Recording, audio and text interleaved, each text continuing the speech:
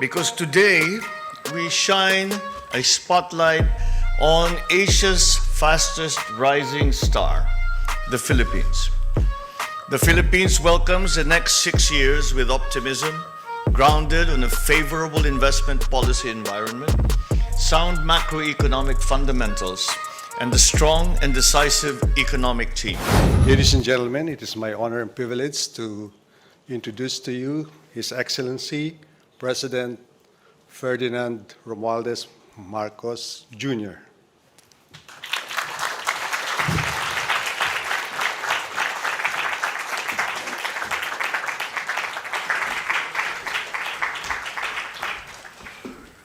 Thank you very much, Secretary Ben Jokno. Please take your seats.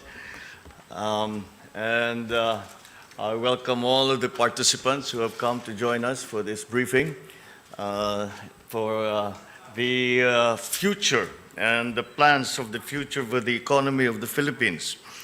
The future and the plans of the future for the economy of the Philippines. Because today we shine a spotlight on Asia's fastest rising star, the Philippines. The Philippines welcomes the next 6 years with optimism, grounded on a favorable investment policy environment, sound macroeconomic fundamentals, and a strong and decisive economic team.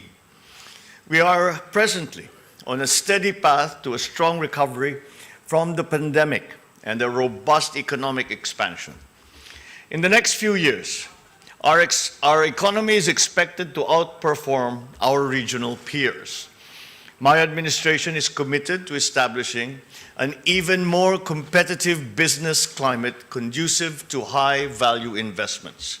More investments translate to higher economic activity, more jobs, and a better life for all Filipinos.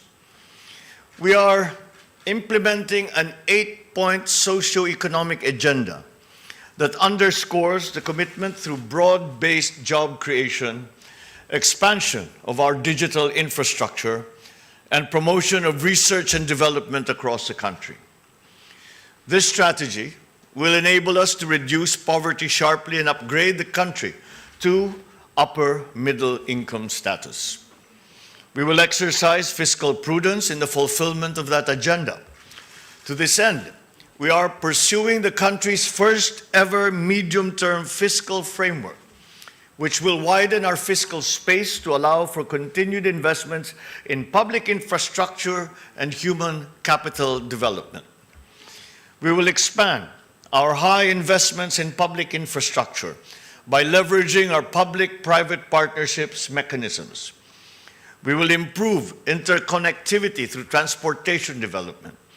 We will fast-track the development of our railway systems, modernize our airports and seaports, and enhance our road infrastructure. As a critical driver of the economy, we will focus on agriculture as a strong driver for growth. An efficient and modern agriculture sector will ensure food security for all and reduce poverty incidence. We will also reinvigorate the tourism sector through massive investments in travel infrastructure and the promotion of the Filipino brand around the world. We invite strategic investors from the international community to take part in the Philippines' economic resurgence. We will change the game by structural reforms that we have set in place to allow for wider participation in our industries.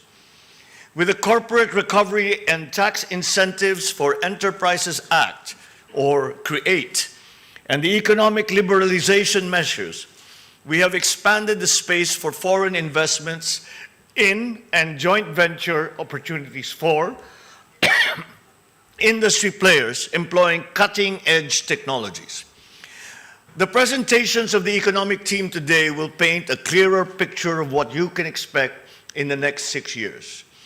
The Philippines welcomes your investments and looks forward to forging even stronger ties with the Singaporean business community. Thank you and good afternoon.